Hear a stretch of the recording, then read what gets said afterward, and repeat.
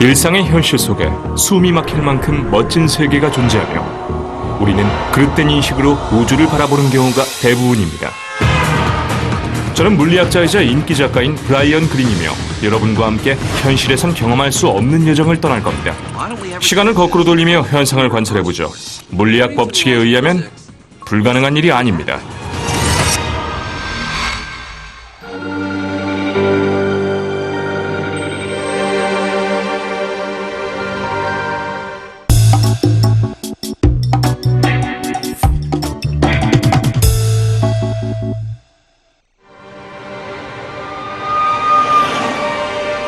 우리는 세상이 온갖 물질로 가득 차 있다고 생각합니다. 건물, 승용차, 버스, 그리고 사람들도 그중 하나죠. 이런 사실은 뉴욕처럼 혼잡한 도시에선 더욱 분명해 보입니다. 하지만 일상 세계를 구성하는 이런 물질만 있는 것이 아닙니다. 이런 물질만큼이나 중요하며 훨씬 불가사의한 것이 있죠. 그것은 바로 세상 만물이 존재하는 공간입니다. 무슨 말인지 설명해드리기 위해 잠시 시간을 멈추고 상상해보죠. 이 모든 만물을 없애면 어떻게 될까요? 전부 다 말이죠. 사람은 물론이고 자동차와 건물, 심지어 지구상의 물질뿐만 아니라 지구까지 없애는 거죠. 세상에 존재하는 행성과 항성, 은하계처럼 거대한 물체를 비롯해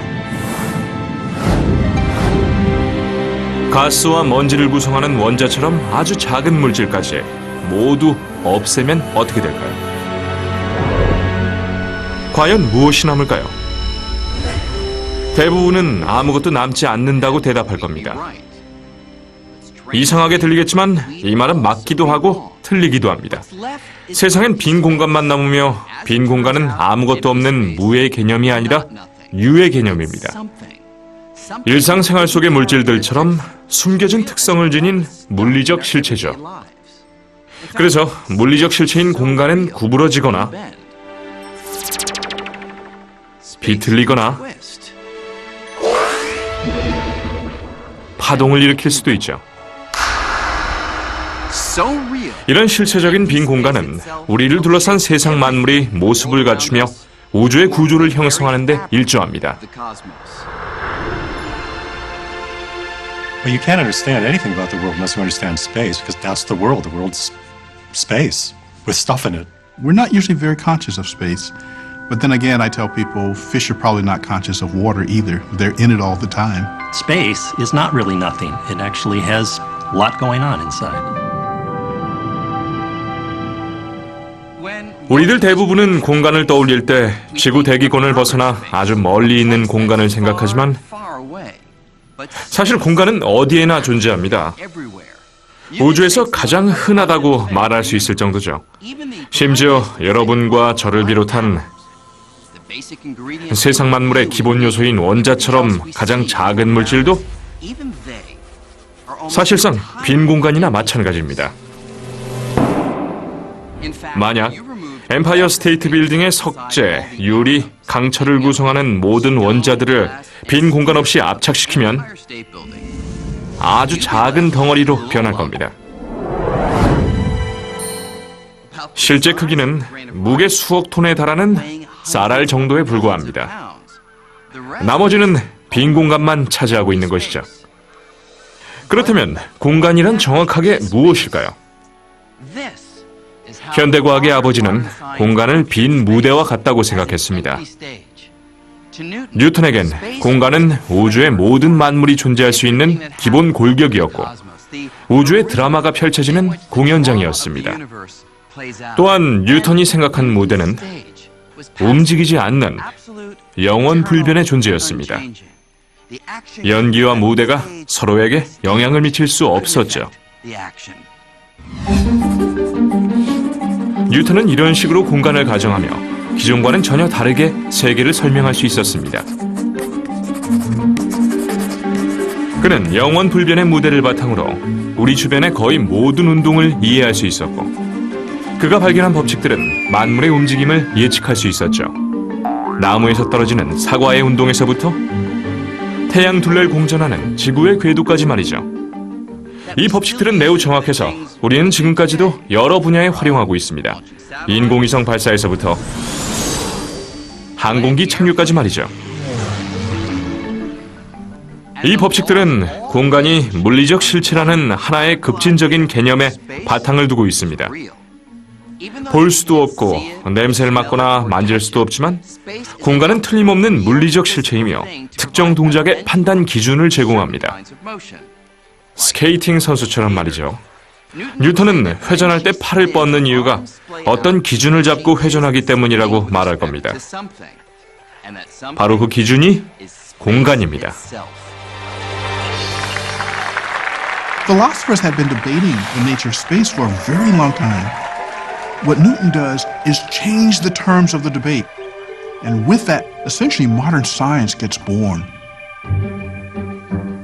뉴턴의 이론은 큰 성공을 거두었고 200년 넘게 각광을 받았습니다.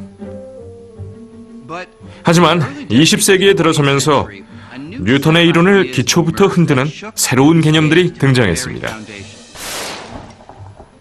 이 개념들을 내놓은 인물은 스위스 특허청의 젊은 심사관이었죠. 그가 바로 알베르트 아인슈타인입니다. 아인슈타인은 전기시대가 시작되는 19세기 후반에 성장했습니다. 전기는 도시를 환하게 밝히며 뉴턴이 상상조차 할 수 없었던 온갖 기술을 탄생시켰죠. 아인슈타인은 이런 기술 발전 덕분에 어릴 때부터 매료됐었던 대상에 접근할 수 있었죠. 바로 빛입니다. 전구나 가로등 불빛이 아닌 빛 자체의 성질에 관심을 보였습니다. 특히 아인슈타인은 빛의 기이한 특성 중 하나인 속도에 마음을 빼앗겼고, 이를 바탕으로 공간에 대한 뉴턴의 이론을 뒤집습니다. 택시를 타고 그 원리를 설명드리죠.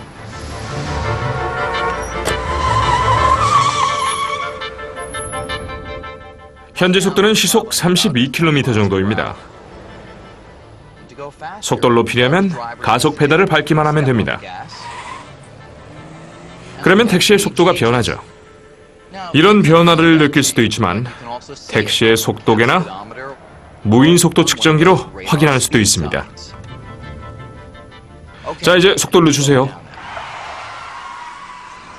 그러면 이번엔 택시의 속도를 측정하는 것이 아니라 전조등 불빛의 속도를 측정하는 무인 속도 측정기가 있다고 가정을 해보죠. 이 측정기에 표시된 빛의 속도는 놀라울 정도입니다. 무려 시속 10억 8천만 킬로미터입니다. 이제 택시가 출발하면 여러분은 전조등 불빛의 속도가 차량의 속도만큼 증가할 거라고 생각하실 겁니다. 택시가 움직이며 불빛에 추진력을 보태줄 테니까 말이죠. 하지만 놀랍게도 그런 일은 벌어지지 않습니다. 무인 속도 측정기는 물론이고 어떤 방법으로 빛의 속도를 측정해도 측정 결과는 택시의 속도와 상관없이 항상 시속 10억 8천만 킬로미터일 겁니다. 그렇다면 그 이유는 무엇일까요? 빛의 속도를 측정하면 왜 항상 같은 결과가 나올까요? If you're running at a wall, it's coming at you faster than if you're standing still with respect to that wall. But that's not true with light. The speed of light is the same for everybody. That's really extraordinary. 아인슈타인은 이 기이한 의문을 다음과 같이 이해했습니다. 물체가 시간당 이동한 공간을 측정한 것이 속도라는 사실을 바탕으로 아인슈타인은 놀라운 가설을 제안했습니다.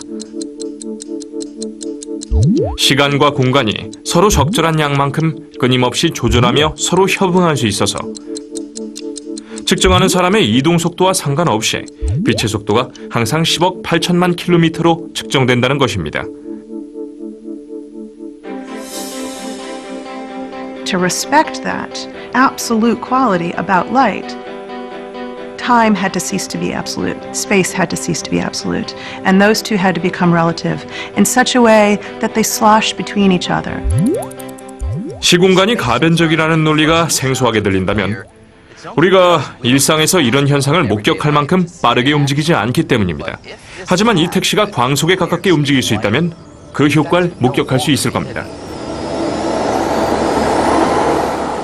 예를 들어 제가 광속에 가까운 속도로 지나갈 때 여러분이 길 모퉁이에 있다면 공간이 조정되는 현상이 나타나 택시의 길이가 몇 센티미터로 보일 겁니다.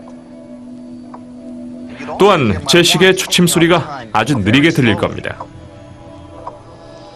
하지만 택시 안에 있는 제 관점에선 시계 초침도 정상적으로 움직이고 이 내부 공간도 평소와 똑같이 보일 겁니다.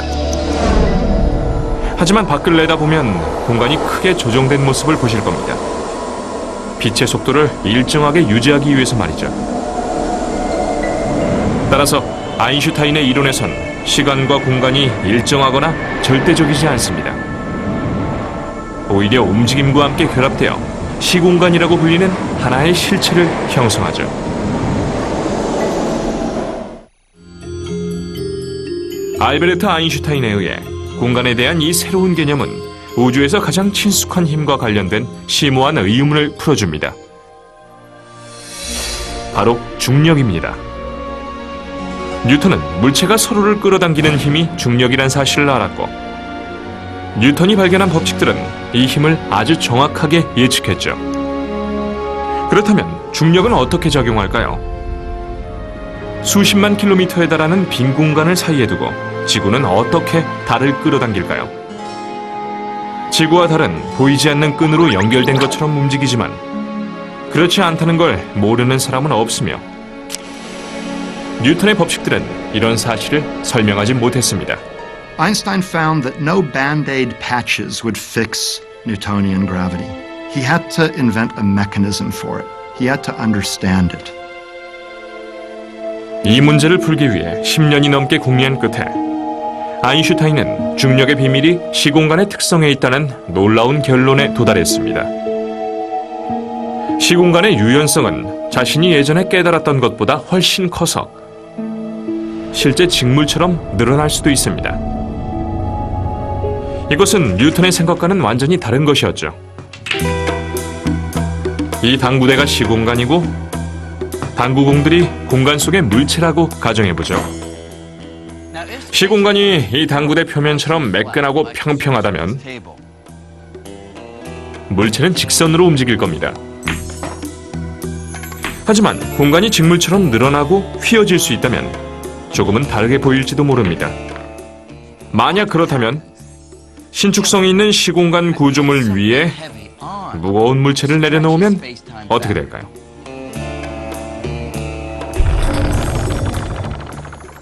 이제 당구공을 다시 쳐보죠. 당구공은 무거운 물체가 생성한 움푹하게 들어간 면을 따라 이동합니다. 이것이 아인슈타인이 깨달은 중력의 작동 원리입니다. 즉, 시공간 안에 있는 물체들이 일으킨 시공간의 변형에 그 답이 있습니다. 다시 말해, 시공간의 형태 자체가 중력인 것입니다. 달이 공전 궤도를 유지하는 이유는 지구가 불가사의한 힘으로 끌어당기고 있기 때문이 아니라 지구가 만든 시공간의 굴곡을 따라 달이 회전하고 있기 때문이죠. With Einstein, space became not only real, but flexible. So suddenly space had properties, suddenly space had curvature, suddenly space had a flexible kind of geometry, almost like a rubber sheet. It opens up a whole new way of thinking about reality that describes the entire universe. Einstein becomes Einstein because of that observation. 뉴턴은 공간을 정적인 상태로 본 반면 아인슈타인은 동적인 상태로 봤고 직물처럼 짜인 시공간이 물체의 움직임을 결정한다고 생각했죠. 따라서 아인슈타인의 이론이 나온 이후 공간은 정적인 상태로 간주되지 않았고 우주라는 드라마에서 주연을 맡은 배우가 됐습니다.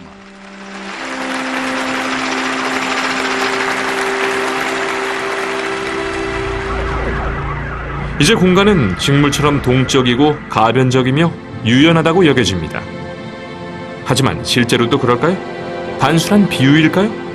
아니면 정말 직물로 묘사할 수 있을까요? 아인슈타인의 이론은 블랙홀의 가장자리로 이동해보면 그 해답을 찾을 수 있을 거라고 예상합니다. 블랙홀은 거대한 항성이 아주 작은 크기로 붕괴되면서 생성된 천체이며 아인슈타인의 계산에 의하면 주변의 중력이 너무나 강해서 회전하는 블랙홀은 옷 조각을 비틀어 짜듯이 공간을 끌어당길 수 있습니다. 지구와 가장 가까운 블랙홀도 수조 킬로미터나 떨어져 있어서 이런 예상을 실험하기가 쉽지 않습니다. 하지만 1950년대 후반 물리학자 레너드 쉬프는 지구와 훨씬 가까운 곳에서 공간에 대한 아인슈타인의 이론을 실험할 방법을 찾기 시작했죠. 쉬프는 어린이들의 장난감에서 영감을 얻었습니다. 바로 회전의입니다. 그는 공간이 정말 직물처럼 비틀린다면 회전의로 감지할 수 있을지 모른다고 생각했죠. 그는 이런 기이한 생각만큼이나 기이한 곳에서 자신의 생각을 밝혔습니다. 스탠포드 대학교의 수영장이었죠. 1959년 이곳에서 쉬프는 동료 윌리엄 페어뱅크와 밥 캐논을 만났습니다. 그는 최첨단 회전의 광고를 보고 잔뜩 들떠 있었습니다. 생김새는 달랐지만 동작 원리는 아이들의 장난감과 같았죠.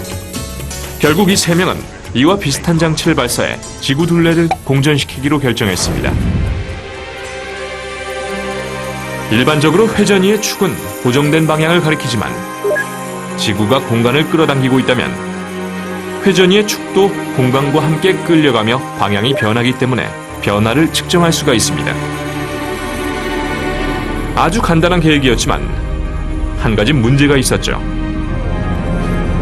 아인슈타인의 가설은 지구의 자전이 공간을 미세하게 비튼다고 예상합니다.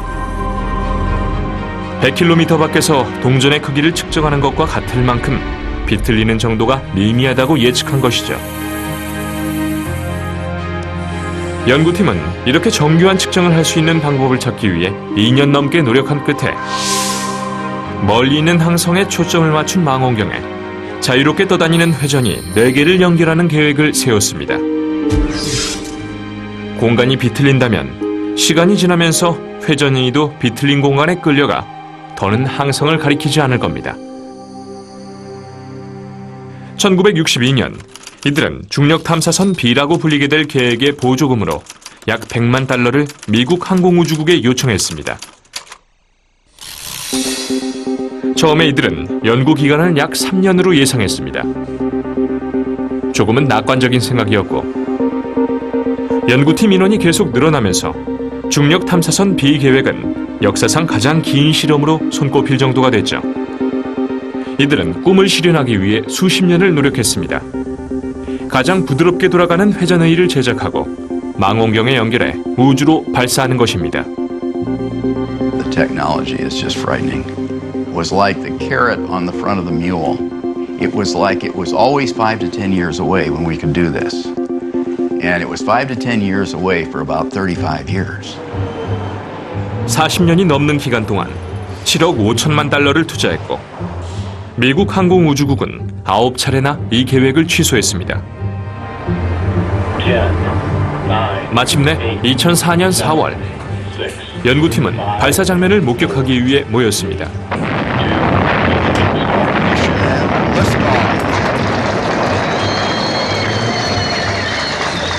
1959년 수영장에서 만났던 세 사람 중 한 사람만 살아남아 이 장면을 지켜봤습니다. And there we were, watching. It's a terribly exciting moment in your life. Just a thrilling experience. It was flawless. 10,000 things did not go wrong. 중력 탐사선 B가 1년 넘게 지구 둘레를 공전하는 동안 연구팀은 지구가 실제로 공간을 비트는지 확인하기 위해 탐사선의 움직임을 면밀하게 감시했습니다. 마침내 자료가 조금씩 전송되기 시작했지만 문제가 발생했습니다. 회전의에서 뜻하지 않은 미세한 흔들림이 발생하고 있었고 자료 수정 비용만 수백만 달러에 달할 겁니다. 연구 기금도 거의 바닥이 나서 약 50년간의 노력이 수포로 돌아가기 직전인 것처럼 보였습니다. 하지만 마지막 희망이 사라지려는 순간 기부자 2명이 추가로 나타났습니다. 초기 연구팀의 일원이었던 윌리엄 페어뱅크의 아들이 사비로 기부했고, 스탠포드 대학교에서 항공학 학위를 받은 사우디 왕족 투르키 알 사우드도 대규모 지원 협약을 체결했습니다. 그 후 2년 동안 자료에 발생한 문제를 해결했고, 아인슈타인의 방정식이 예상한 것과 거의 일치하게 회전위의 축이 이동했다는 사실을 밝혀냈습니다. I think it's the first time that you can actually see Einstein's effect, his drift, with the naked eye. 이 실험은 공간이 직물과 같은 물리적 실체임을 입증하는 지금까지의 증거들 중 가장 직접적인 증거를 제공합니다. 공간이 아무것도 없는 무의 상태였다면 비틀릴 것도 없었을 겁니다.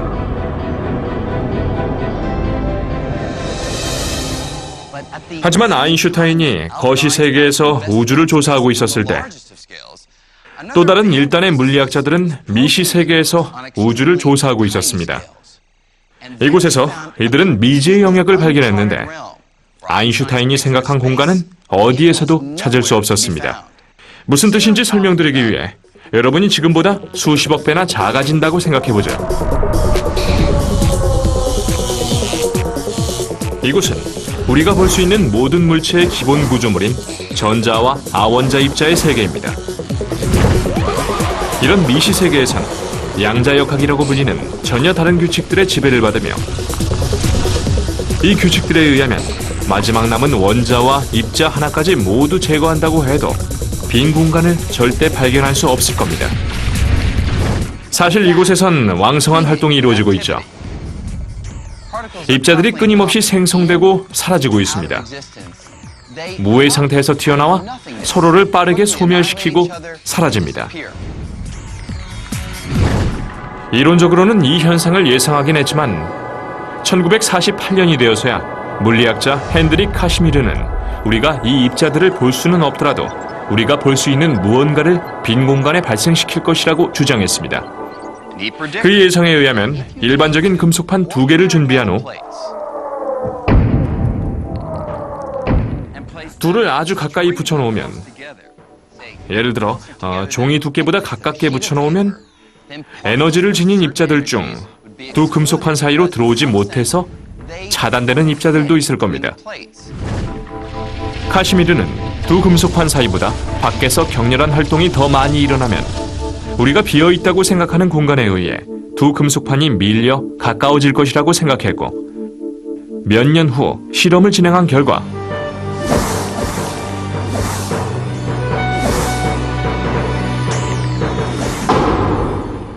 빈 공간에서 두 금속이 밀릴 것이라는 카시미르의 가설은 사실로 입증됐습니다.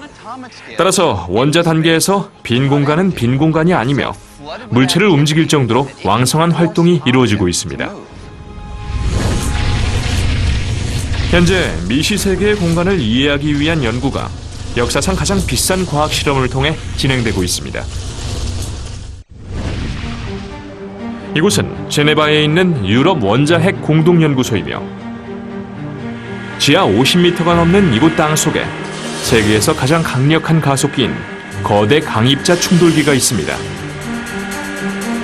그 가격만 약 100억 달러에 이르며 아원자 입자를 광속의 99.99%가 넘는 속도로 가속해 서로를 충돌시킬 겁니다.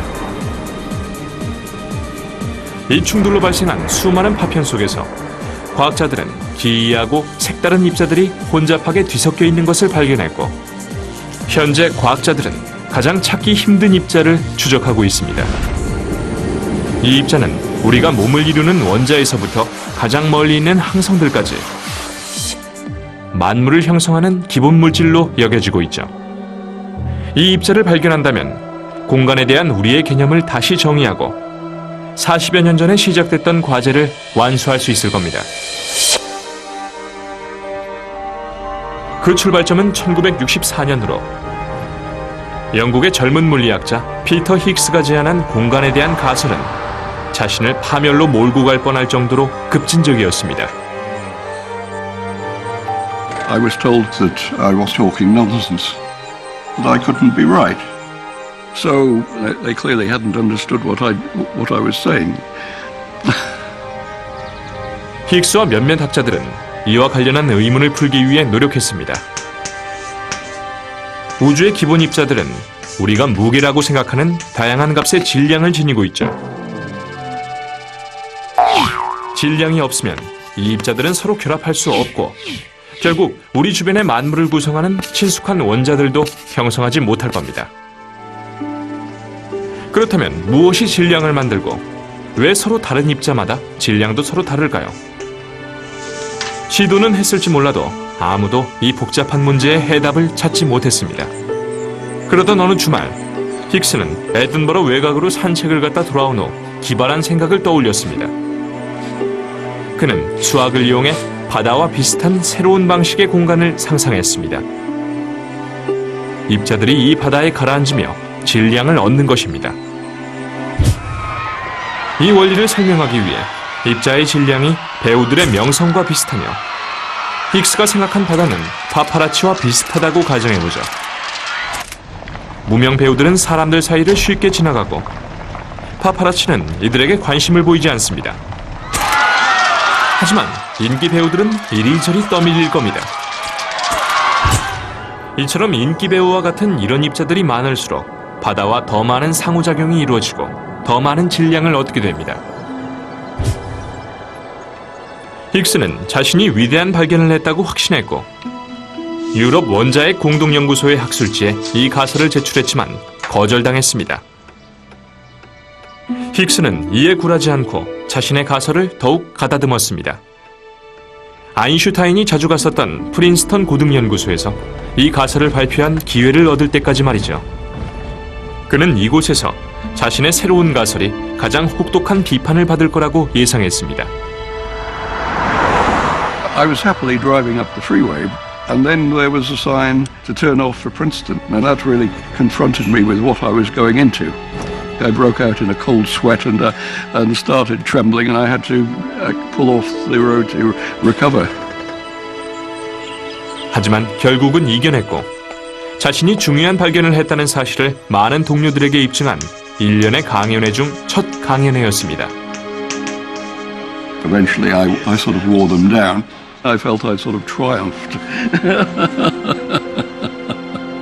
So I enjoyed the parties which followed. 현재 힉스가 개척한 힉스장이라 불리는 개념은 공간을 이해하는 데 매우 중요합니다. The Higgs field is everywhere. It's something that even in the emptiest vacuum of space has an effect. It gives you mass. So I think Higgs actually deserves credit for being one of the people that said space is stuff. It has properties in it that are intrinsic, that you can't get rid of, you can't turn them off. 유일한 힉스장의 존재를 입증하는 물질이 없다는 것입니다. 아직은 말이죠. 하지만 이곳 유럽 원자핵 공동연구소에서 과학자들은 힉스장의 일부를 무너뜨릴 정도로 많은 에너지를 지닌 입자들을 서로 충돌시켜 작은 입자를 생성하려 하고 있습니다. 이것은 공간의 일부를 떼어내는 것과 같습니다. We think that if we knock into space hard enough with particle accelerator collisions, that we can actually make a Higgs particle come out of empty space. Our whole understanding of matter as we now have it would just fall apart if the Higgs field didn't exist.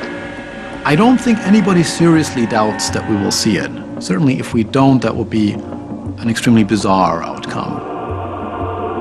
힉스 입자의 발견은 획기적인 사건으로 기록되며 빈 공간이 모든 물질에 영향을 미친다는 사실을 입증할 것입니다. 하지만 힉스가 상상했던 것보다 훨씬 더 찾기 어려운 물질이 공간 속에 존재한다고 밝혀졌으며 이 물질은 가장 불가사의한 의문인 우주의 운명을 밝혀줄 열쇠를 지니고 있을지도 모릅니다. 이 의문은 약 140억 년 전부터 시작됐습니다. 소위 말하는 우주 대폭발입니다. 찰나의 순간에 우주가 격렬하게 팽창하며 공간을 바깥쪽으로 빠르게 밀어냈습니다. 그 후로 공간은 계속 팽창하고 있죠. 수십 년 동안 과학자들 대부분은 중력 덕분에 팽창 속도가 느려지고 있다고 생각했습니다. When I toss an apple up, the gravity of the Earth eventually stops it and brings it back.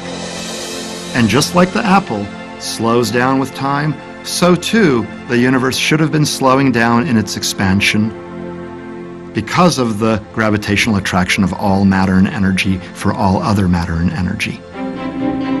하지만 이런 생각은 우주의 운명에 대한 의문을 불러일으켰습니다. 공간은 영원히 팽창할까요? 아니면 중력에 의해 팽창을 멈추고 스스로 붕괴하는 대붕괴 현상을 일으킬까요? 이 의문을 풀기 위해 두 팀으로 이루어진 천문학자들이 기발한 방법을 이용해 느려지는 팽창 속도를 측정하기 시작했습니다. 폭발하는 항성인 초신성을 이용하는 것이죠.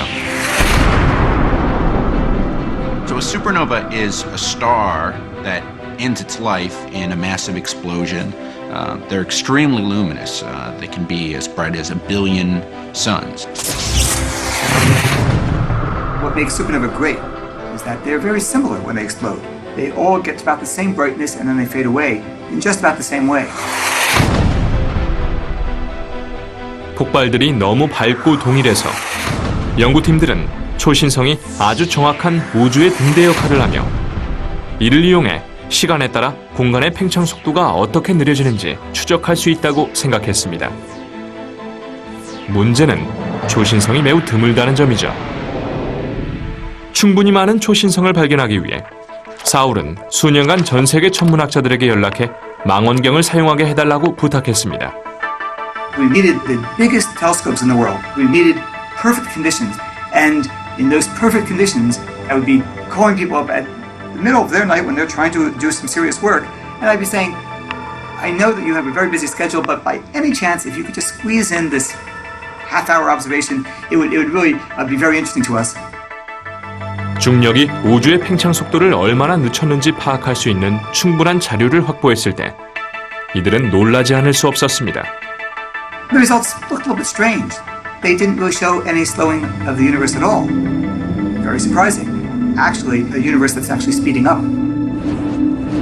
It was as though space, which we really thought was nothing, actually had an inherent springiness to it. And so space did not want to be compressed. Space actually wants to push the universe apart. It looked like the universe was expanding faster and faster with time, accelerating rather than decelerating. My immediate response was, I have to figure out why this is wrong. This can't be right. 하지만 실험 결과는 옳았고 과학자들 대부분은 한 가지 해석에 동의했습니다. 공간을 채우고 있는 무언가가 존재하고 이것이 물질을 끌어당기는 중력을 방해하며 은하계들을 서로 떨어뜨리고 우주의 구조를 늘리고 있다고 말이죠. 공간을 채우고 있는 이 의문의 물질은 암흑 에너지로 명명됐고 우주에 대한 우리의 생각을 완전히 바꿔 놓았습니다. Over the largest distances, dark energy dominates the contents of the universe. And we don't know what it is. If you do sort of a survey, a census of all the energy in the universe, dark energy turns out to be about 70% of the universe. And up until a decade ago, nobody imagined such stuff even existed. 따라서 빈 공간의 무게가 우주 전체 무게의 70%를 차지하는 셈이며 지구 표면을 둘러싸고 있는 물의 비율과 비슷한 수치입니다. 우리가 물이 무엇인지 모른다고 상상해보세요. 이것이 암흑 에너지에 대한 우리의 현실입니다. We're really clueless about how to explain it. We have all of this fancy scientific apparatus of quantum mechanics and relativity and particle physics that we've developed in the last 100 years, and none of that works to explain dark energy. 암흑 에너지의 발견은 또 다른 놀라움을 선사했습니다. 우주에 이런 물질이 있다는 개념은 이보다 80년 전에 이미 존재했었습니다.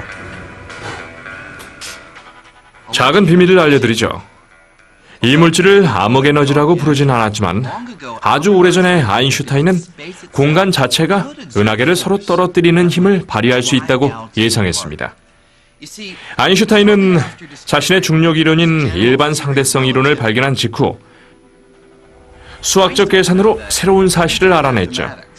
우리의 우주가 팽창하거나 혹은 수축하며 크기가 정해져 있지 않다는 사실을 말이죠.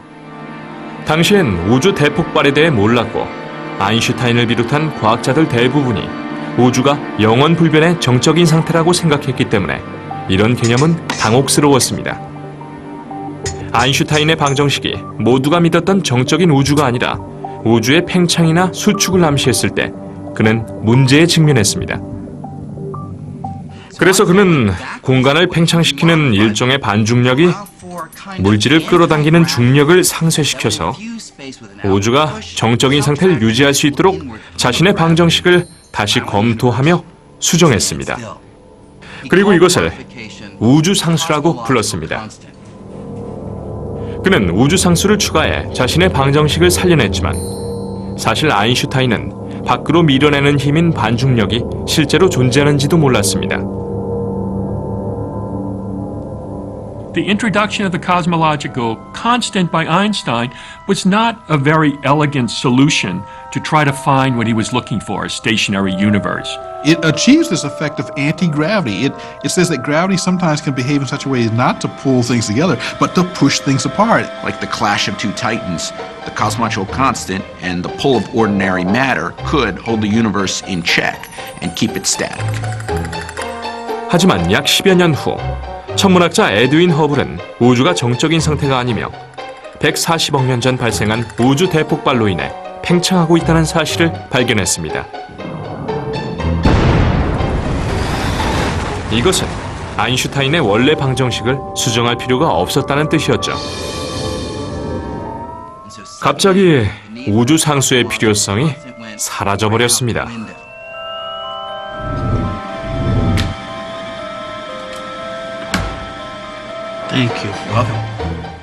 아인슈타인은 우주 상수를 자신의 최대 실수라고 말했죠. 하지만 중요한 점은 우주의 팽창 속도가 빨라지고 있다는 최근의 발견으로 과학자들이 공간 속에 사물을 서로 밀어내는 물질이 있다고 확신하고 있다는 점이죠. 따라서 70년 후에는 아인슈타인의 최대 실수가 가장 위대한 통찰력으로 손꼽힐지도 모릅니다. It was something that nobody else was thinking about. But it might be that Einstein's cosmological constant is the key to understanding the expansion of the universe as we see it today. 아무도 암흑에너지의 정체를 모르지만 암흑에너지는 놀랍고도 골치 아픈 가능성을 제기합니다. 아인슈타인은 반중력의 힘을 상수로 생각했지만 암흑에너지의 힘은 정말로 일정할까요? 그리고 시간에 따라 변한다면 어떻게 될까요? 그 해답은 우리가 알고 있다고 생각했던 우주의 운명을 바꿔놓을 수도 있습니다. 항상 암흑에너지의 밀어내는 힘을 압도하는 어떤 힘에 의해 제 몸을 구성하는 분자부터 달을 구성하는 분자까지 세상 만물이 한데 뭉쳐져 있습니다. 일상생활에서 우주의 팽창을 볼 수 없는 이유가 여기 있습니다. 하지만 이런 상황이 바뀔지도 모릅니다. 한 가지 가능성은 암흑에너지가 계속해서 은하계들을 서로 멀리 떨어뜨리는 것입니다. 결국엔 은하계들이 너무나 멀리 떨어져서 우주는 춥고 어두우며 고립된 장소로 변하고 말 겁니다. 또 다른 가능성은 암흑에너지의 힘이 시간이 흐를수록 커져서 은하계 안에 존재하는 모든 것을 산산조각 내는 것입니다. 항성에서부터 행성, 그리고 우주 만물까지 말이죠.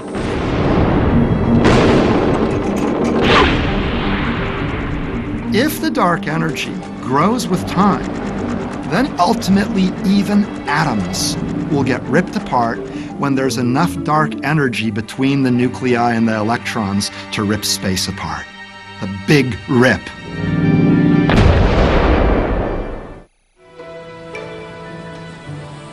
지금까지 많은 성과를 이뤘지만 아이작 뉴턴이 우주를 무대로 비유하며 시작됐던 여정은 아직도 끝나지 않았습니다. 우리는 우주의 구조를 더욱 자세히 조사하면서 상상을 뛰어넘는 더욱 놀라운 사실들을 발견할지도 모릅니다. 저를 예로 들어보죠. 이 정도면 진짜처럼 보일 겁니다. 그렇지 않나요? 네, 그렇습니다. 하지만 새로운 단서들에 의하면 우리를 비롯한 모든 만물뿐만 아니라 공간 자체도 홀로그램일지도 모릅니다. 우리가 보고 경험하는 모든 것들, 즉 우리가 3차원 물체라고 부르는 나측은 모든 실체들이 어쩌면 멀리 떨어져 있는 얇은 2차원 평면에 투영된 정보일지도 모릅니다. 이 홀로그램에 필요한 정보들은 이 얇은 플라스틱 조각에 저장됩니다. 현재 홀로그램은 우리에게 매우 친숙한 기술로 거의 모든 신용카드의 보안 장치로 사용되고 있죠. 하지만 우주도 홀로그램일까요? 정말 그렇다면 공간과 실체에 대한 우리의 생각은 가장 극단적인 변화를 겪을 겁니다. 이를 입증하는 증거가 공간 속의 가장 기이한 영역인 블랙홀에서 발견되고 있습니다. When I was a younger physicist, I would have thought any physicist who said that was absolutely crazy. 이렇게 한번 생각해보죠. 제가 지갑을 꺼내 블랙홀 속으로 던지면 어떻게 될까요? 우리는 빛을 포함한 그 무엇도 블랙홀의 강력한 중력에서 벗어날 수 없다고 생각했기 때문에 저는 지갑을 영영 찾지 못할 겁니다. 하지만 현재는 이 생각이 틀린 것처럼 보입니다. 최근 과학자들은 블랙홀을 설명하는 방정식을 연구하던 도중 흥미로운 사실을 발견했습니다. 제 지갑이 블랙홀 속으로 사라져도 지갑이 지니고 있는 모든 정보의 복사본은 컴퓨터에 정보가 저장되는 방식과 똑같이 블랙홀 표면에 저장되는 것처럼 보입니다. 결국 제 지갑은 두 곳에 존재합니다. 다시는 찾지 못할 3차원의 지갑이 빨려 들어간 블랙홀 안과 정보의 형태로 2차원의 지갑이 남아있는 표면에 말이죠. The information content of all the stuff that fell into that black hole can be expressed entirely in terms of just the outside of the black hole. The idea then is that you can capture what's going on inside the black hole by referring only to the outside. 이론상으로는 블랙홀 외부에 있는 정보를 이용해 제 지갑을 다시 만들 수도 있습니다. 정말 놀라운 부분은 따로 있습니다. 블랙홀 안에 있는 공간에도 블랙홀 외부나 다른 공간에 적용되는 규칙이 똑같이 적용된다는 것입니다. 따라서 블랙홀 안에 있는 물체를 블랙홀 표면에 있는 정보로 묘사할 수 있다면 은하계와 항성에서부터 우리들을 비롯한 공간 자체까지 모든 물체가 멀리서 우리를 둘러싼 2차원 표면에 저장된 정보의 투영물일지도 모릅니다. 다시 말해, 우리가 실제로 경험하는 것들이 홀로그램과 같은 허상일 수도 있습니다. Is the three-dimensional world an illusion in the same sense that a hologram is an illusion? Perhaps. I think I'm inclined to think yes, that the three-dimensional world is a kind of illusion and that the ultimate precise reality is the two-dimensional reality at the surface of the universe. 이 개념은 너무나 새로워서 물리학자들조차 아직은 이해하기가 쉽지 않지만 이 개념이 옳다면 뉴턴과 아인슈타인이 우주에 대한 우리의 생각을 완전히 바꿔 놓았듯이 우리는 보다 극단적인 변화의 문턱에 서 있는지도 모릅니다. 우리의 일상생활에서 매우 중요한 부분에서도 공간은 익숙하지만 잘 모르는 대상으로 남아 있습니다. 우리 주변 어디에나 있지만 공간의 진정한 실체를 파악하기까지는 아직 갈 길이 멉니다. 100년이 걸릴지도 모릅니다. 1000년이 걸리거나 당장 내일 밝혀질지도 모르죠. 하지만 이 의문이 풀리는 순간 우주의 구조를 완벽하게 이해하는 데 큰 도움이 될 것입니다.